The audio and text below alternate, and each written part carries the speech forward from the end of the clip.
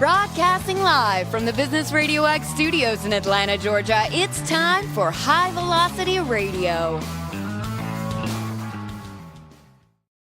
Welcome to Coach the Coach, helping business coaches deliver more impact in less time.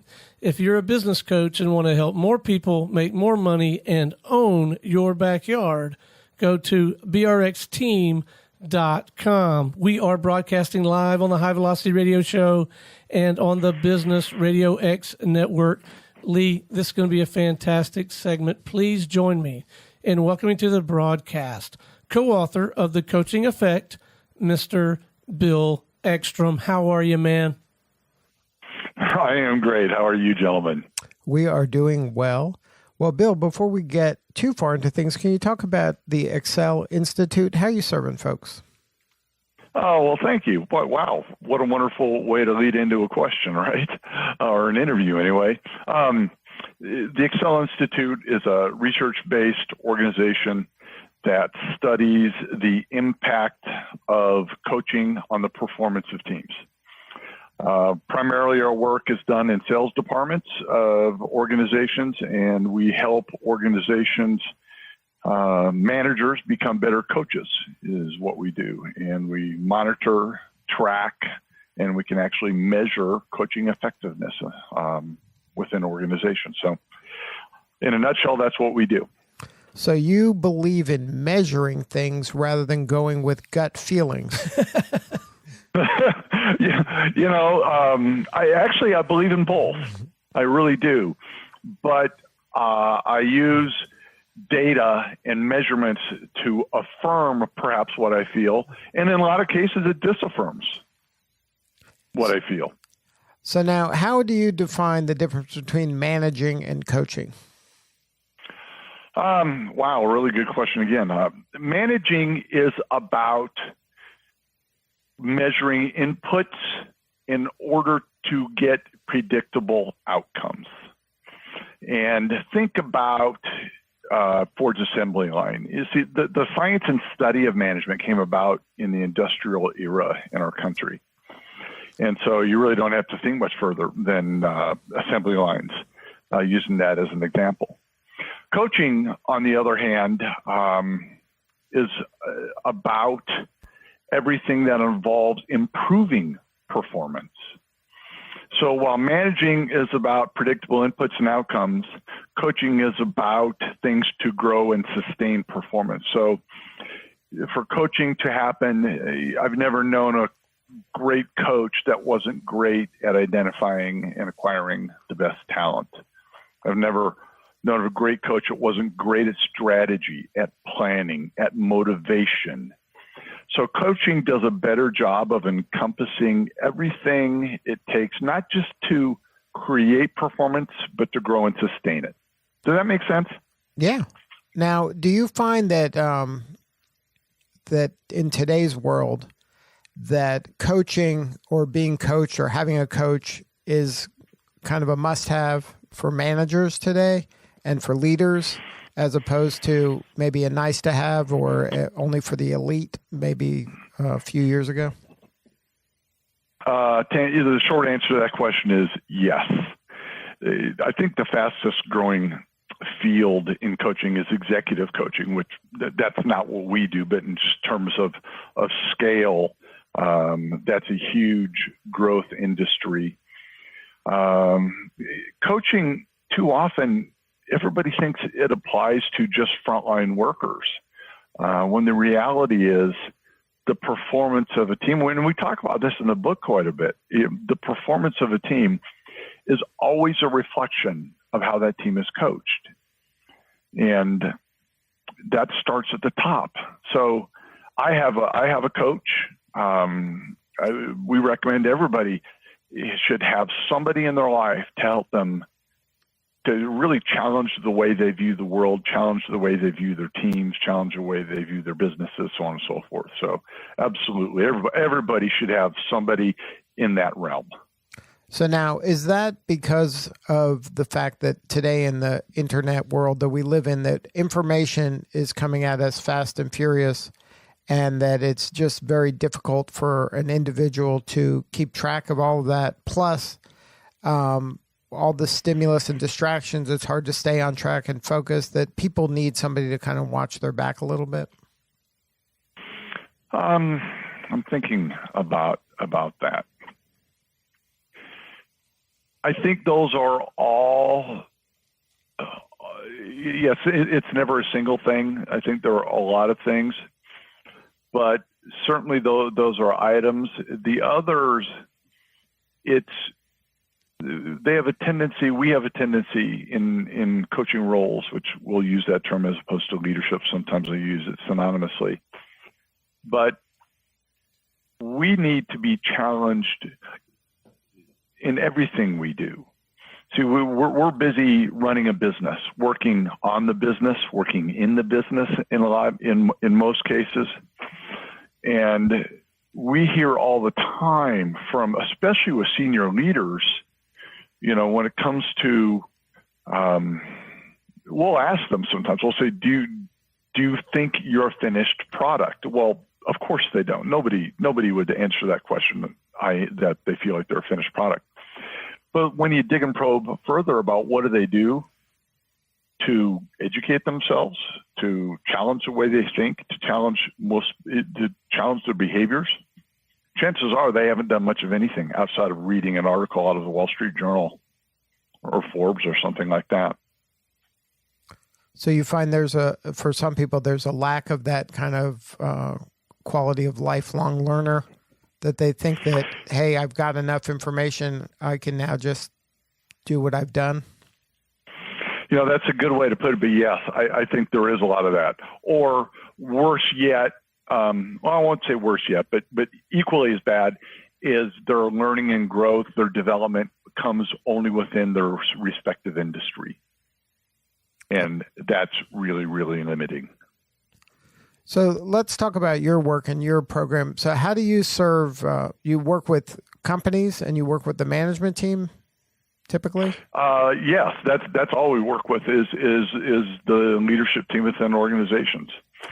And really, I think simplistically, the best way to describe it is that we follow a 4-step coaching process, and that involves measurement, where we go in and measure the actual effectiveness, the coaching effectiveness of their leadership teams.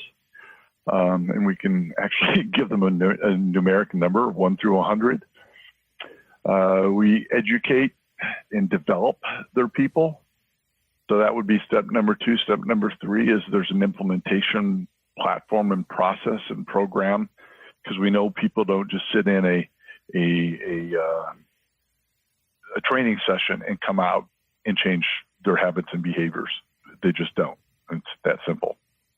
So there has to be some sort of accountability partners and programming involved. And then the last step involves data. We analyze, we go back and measure all kinds of things. We measure their behaviors, we measure their activities, and we correlate all that back to team performance and growth. So we put a lot of data together to help people understand how their actions and behaviors impact those around them. Now, what's the pain the organization's having where they decide, you know what, it's time to call the EcSell folks? You're kind to ask.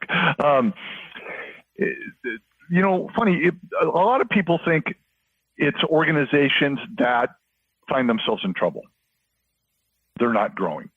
That's not it. We get very few of those calls, actually. And in the book, we even talk about that. The ones who we end up working the most with are people that are growing and they're afraid of it slowing down.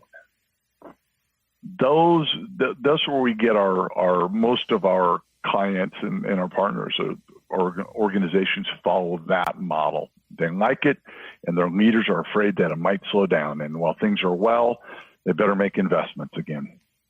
And that's probably a good fit for you in terms of people that you can work with, because they already have the mindset of they just want to keep sharpening the saw and being better. And you said something really, really key there, Lee, which is mindset.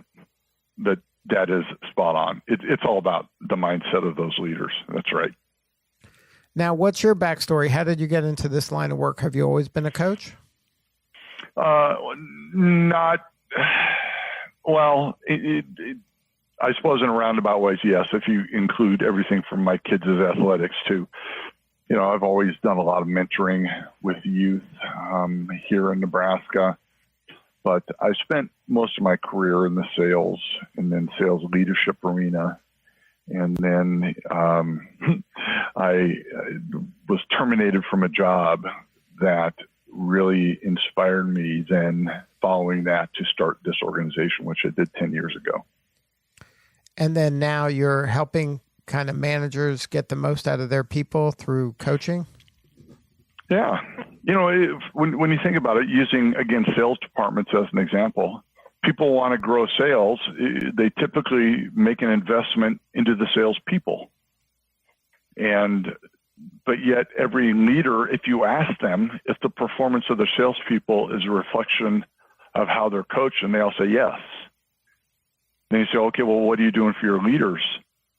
And they can't tell you. They just say, well, I don't know. I mean, there's always this inherent trap everybody falls into. They need to know more about what their leaders are doing and not doing, and less about what their salespeople are doing and not doing. If I know my leaders are doing, and I know how well they're doing it, the salespeople will follow. I mean, the military forever says, hey, there's no such thing as bad troops. We only have bad leaders. Now, is that a corporate culture problem, or is this a lack of leadership? And it can't be lack of knowledge that leadership's important and kind of walking the walk's important. That question it's probably not as easy. And I think part of it is the latter of those. It's lack of knowledge. Because if you were to say to the leaders, which we have, and in our research shows this a lot, but leaders have no idea what to do to get more performance from the people on their teams. Does that make sense? So they think just yell louder? Well, ironically, of course, it's typically, I hope it's not yelling, but what they'll do is, and you'll hear this quite a bit, and we hear within larger organizations a lot, well, we're missing numbers, or we're behind on numbers, or we need to hit better numbers. And so you'll hear senior leaders say things like, well, go coach your people up. Go coach them more. Well, here's the irony of that. If a manager is a bad coach, if I'm a frontline manager and I'm a bad coach, and you're telling me to go spend more time with my people, our research shows they're actually more likely to inhibit performance than enhance performance. And that's because so you go tell somebody it's bad to coach more, and you're actually having the opposite effect you want it to have. Well, because they are coaching more and they're not good. So they're Exactly. I'm doing right. And I'm probably just making salespeople upset and frustrated. And back to your point, their idea of coaching more is getting tighter with the numbers. Show me more of your numbers. Show me more of your data, salesperson. Tell me the deals you're working on. Well, guess what? If that's what you're leaning on, we show in our research that's, well, as a matter of fact, the number one thing salespeople complain about with their managers is all they want to do is talk about numbers. If you're just joining us, you're listening to Coach the Coach, helping business coaches deliver more impact in less time. Featuring today's guest, co-author of The Coaching Effect, Mr. Bill Eckstrom. If you're a business coach and want to help more people make more money and own your backyard, go to brxteam.com. Bill Stone Payton with Business Radio X here. I've been listening into your conversation with Lee. I have 103 questions, but I'd love to ask two in the time that we have available. Good. I look forward to it, Stone. So one for me, and just to give you some context, I am not out in the marketplace needing to sell my services as a coach. I do find myself wearing that hat here at the Business Radio X Network. Counting us, we have 9 studios. We'd like to have a lot more. And I am in the role of trying to coach, I think that's the right word, our other 8 studio partners in how to help their clients help people and make money and live into our mission in these various markets that they're trying to serve.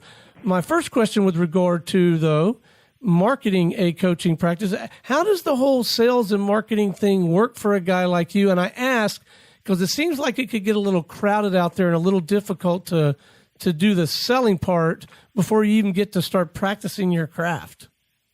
Mm-hmm. Mm-hmm. Good. That's a good question, Stone. And I think one primary thing is we're not, people don't hire us, say, to coach an executive. That's not who we are. That's not what we do. If an organization comes forward and says, hey, I want all my managers to know how to become an effective high-growth coach, that's when we would get the phone call. That's who we go after. So we got to go after organizational teams, not an executive who calls up and says, hey, I want to be a better coach. I'm the president of a company. Can you guys help me? We can, but that's really not our hands-on primary service, if that makes sense. Well, it does make sense, and it suggests to me that you've chosen to be very distinctive in the market in that regard. You've chosen this niche. You've decided you're going to get really good at, and maybe by now you are, really good at serving organizations who have that set of challenges and are looking for people with specialized knowledge and expertise in meeting those challenges. So, congratulations to you for meeting that challenge. So maybe if I were to ever have to go outside to market, or maybe some of our coach listeners, maybe part of the lesson to them is to try to, well, I'll ask you, I won't put words in your mouth. Would you maybe counsel them to rifle in on a, I guess for lack of a better term, niche? I know my business partner, Lee, he often says niches make riches. I think there's 2 approaches. That to be within those niches is certainly wise, and right now, for example, with my coach, I can't imagine my world without her right now.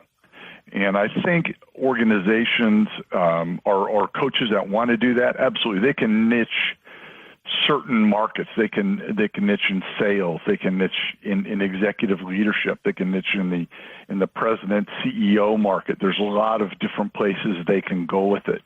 So I think it always makes sense to start off within a niche and then only expand when you become great at something within that. And then maybe you can determine whether your product and service could be used more globally.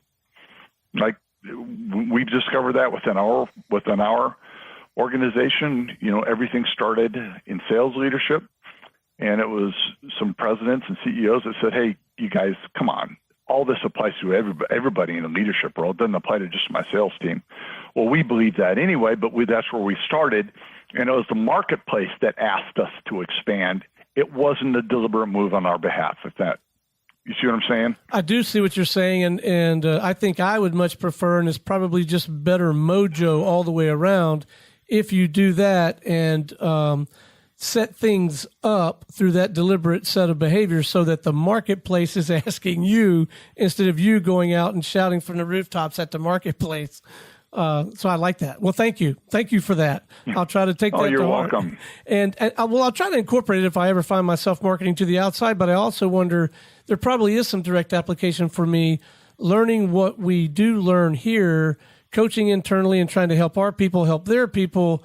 And then we may find things that, wow, yeah, this is helpful for another market. And if we can find a way to solve a set of problems, meet an unmet need, maybe we can help more people and make more money like that. So I'll take that to heart. Thank you for that. Well, yeah, and if I may real quick, one of the things you mean that tie into that we haven't covered yet, But it's important to know, because whether I'm a personal coach working with an executive, coaching a coach, there's really four primary, and this is what we see in our research, there's four primary things that coaches do that get the most performance.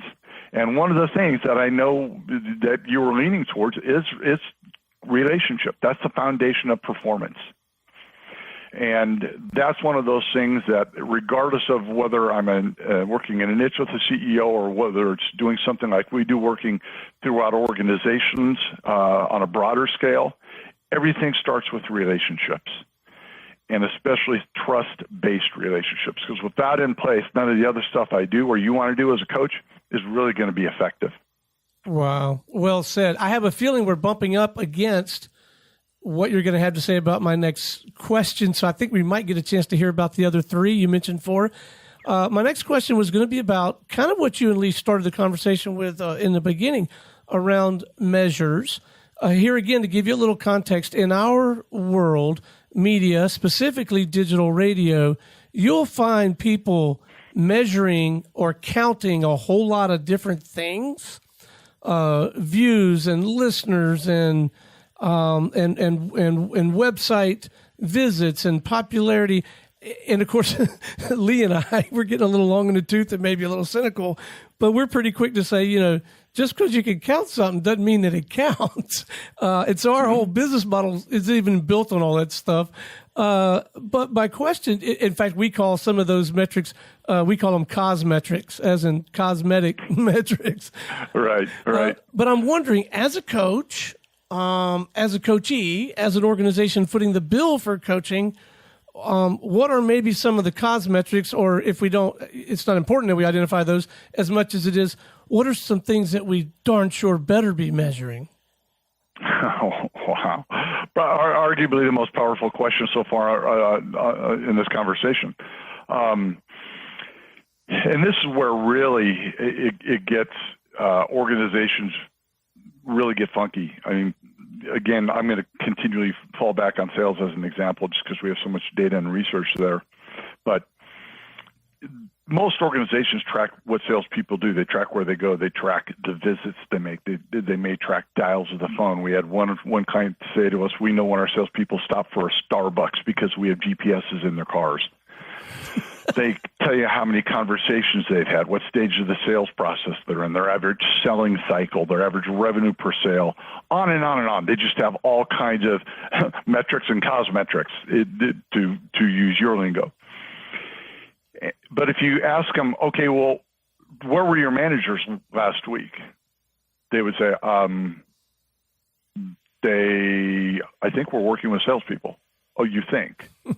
Well, yeah, I mean, some of them were in the field. Okay, what salespeople were they with? Well, I'd have to go back and look, and I'd have to review their expense reports. Here's my point of all this. They can't tell you where they were last week, let alone last month. The metrics they should be tracking, the metrics they should be understanding, simple things. Like what if an organization found out that their top performing managers spend an average 120 days in the field, but yet their bottom performing managers only spend 80 days in the field with salespeople? They would probably have, hey, you're going to have a minimum metric that we got to hold you accountable to, right? Right. What if they found out that the coaching quality of 80% of their managers was a C minus, and the top 20% averaged an A minus? They'd want to know what the difference is. If they want to understand metrics, how many times are those managers holding one-to-one meetings with their salespeople? Because that's what our research shows is what we call high growth activity. That's a key coaching metric. One-on-ones held. Another key metric and another key activity is career development plans. Are they doing career development plans, having career development conversations with the people on their team? Because that is another motivator. But they go and spend time with their people. Are they doing objective feedback? I mean, come on. How do we grow if we're not getting objective feedback from somebody, right? Right. I mean, everything beyond that then would just be a guess. But yet, less than 5% of coaches, before we get them, provide objective feedback. Think about that. But how do they do objective feedback? Like, what are the metrics they're using to give feedback on? Ooh, good question. It depends on what the job set is and the skills needed to be successful. So in sales, using that as an example again, it could be things like the ability of the salesperson to develop a trust relationship, the ability of the salesperson to ask good questions, the ability of the salesperson to identify needs, the ability of the salesperson to transition and put together a follow-up communication that summarizes all the next steps and actions, the ability of the person to do a logical sequential presentation that fulfills the prospect's needs or client's needs, the ability of that salesperson to articulate next steps and close, the ability of that salesperson to accurately document within a CRM. So those are all skills that a manager should be able to coach to and improve. That's part of your service as you come in and then you help them develop these 14 points are the things you're going to be measured on. And then we come up with some sort of a criteria to go through, that you've done this or you've accomplished this or that. Yeah, we don't develop the 14, whatever those skills are measuring are. I mean, we have general guidelines. What we do is we teach the coach how to get those. We teach the coach how to grade and analyze those. We teach the coach how to provide effective feedback. We teach the coach what is it you do and don't do that creates stronger trust-based relationships. We teach the coach how do I do an effective career development plan and conversation with the people on my team. And then we track the quantity of that work and the quality of that work. Then how do you define the quality? You're asking really good questions. Through the eyes of the people on the team.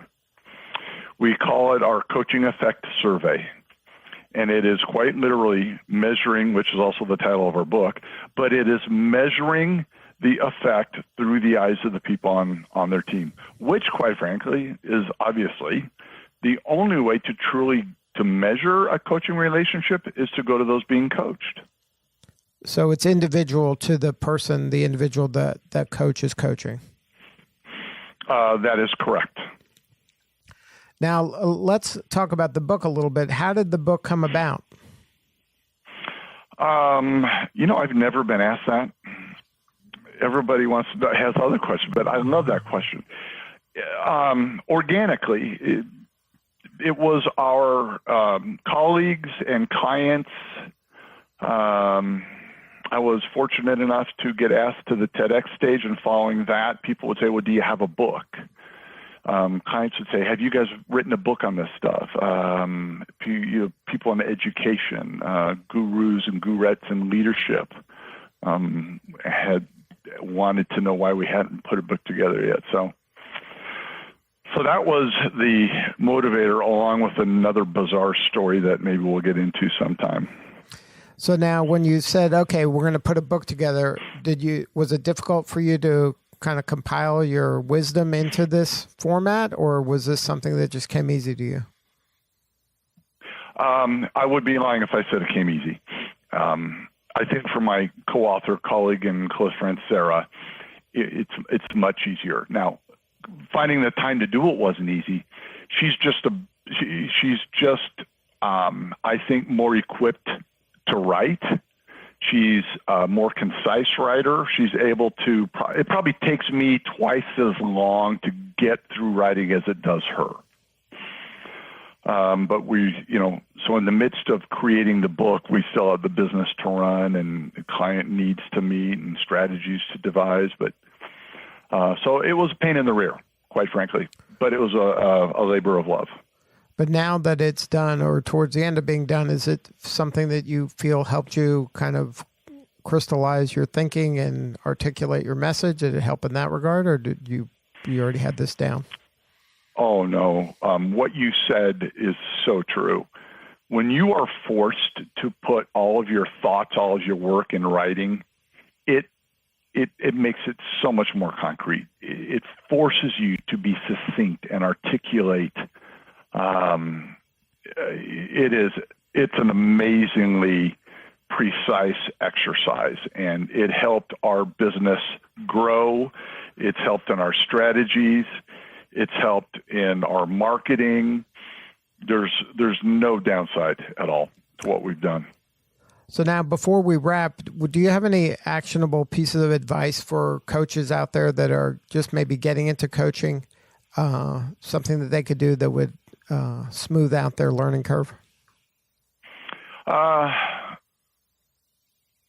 would say, number one, do not take the relationships for granted, that everything begins there.